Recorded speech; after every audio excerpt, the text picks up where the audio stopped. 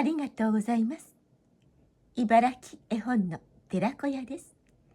今日のお話は、斉藤龍介作、滝平次郎絵、合本嫁っ子、部屋の始まり、その2。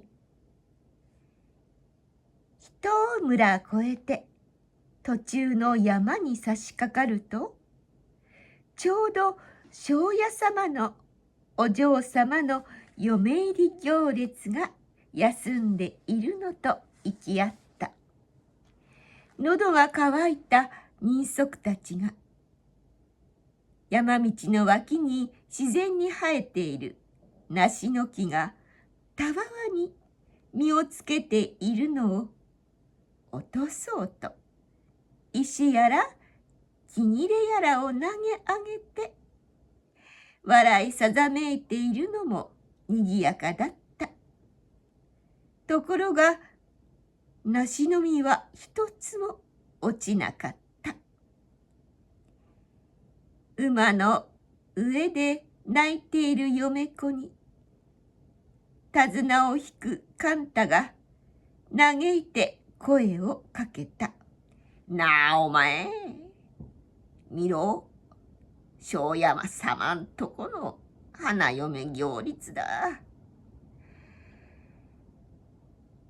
お前もな、せっかく働き者の良い嫁が来たからと喜んでいたおらのアバをでっかいへで吹き飛ばすことさえしなかったらな。どうせへで飛ばすなら、あそこの梨の実でも飛ばしたら、なんぼか人の役に立つものをな。これを庄屋様が聞きつけた。勘太はいつも馬子と話をしているので、勘太の声がでかかったのだ。バカな。ばさまと石臼をへで吹き上げた？梨の実をでっかいへで吹き落とす？そんつくったらでっかいへがあるべか。よーし、馬方、かけるべ。もしあの梨の実を落とせたら、お前さ、この嫁入り道具の荷だを馬につけたまま全部やるべ。その代わりできねかったら、馬子に乗っかったおめえの嫁っ子をおらがもらうど。いいか？頭から勘太の話をほらだと思った庄屋様は、ぽちゃぽちゃっとした勘太の嫁子を妾に取ってやろうと欲をかいて、勘太に賭けを持ちかけたのだ。勘太は嫁子に聞いた。お前、いいか？いいです。嫁は言った。もう里さ返されるので悲しくてやけくそであったし、それから山道を馬で揺られてきたので、さっきからどうやら腹の中が切なくなっていたのだ。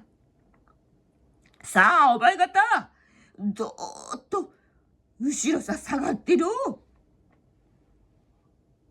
いくら勘太が怒鳴っても、庄屋様も人足たちも笑って道端に腰を下ろしたままだった。勘太だけが痩せ馬を太い土地の木にしっかとくくりつけて、自分も馬子にとっついた。すると、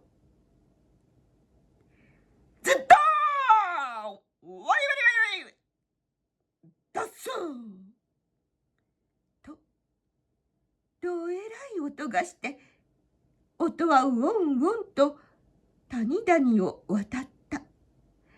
梨の木はわりわりと根こそぎ吹き倒されて、青い梨の実が雨のようにパラパラと降った。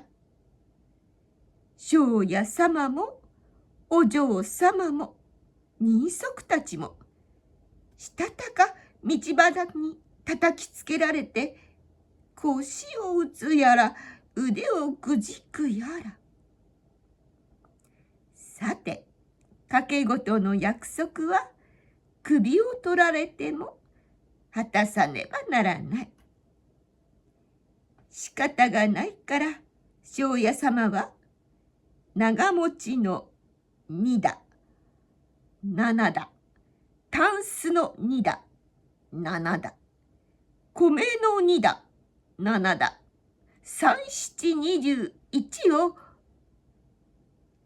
カンタにくれてやった。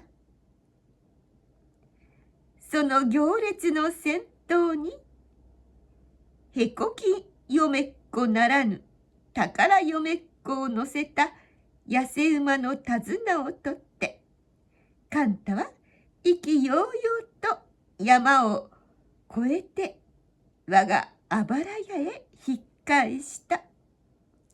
そして手を取り合って互いに泣いて喜ぶアバと嫁っ子をほったらかして、急いで馬屋の脇に頑丈な太い太い4本柱を追っ立て始めた。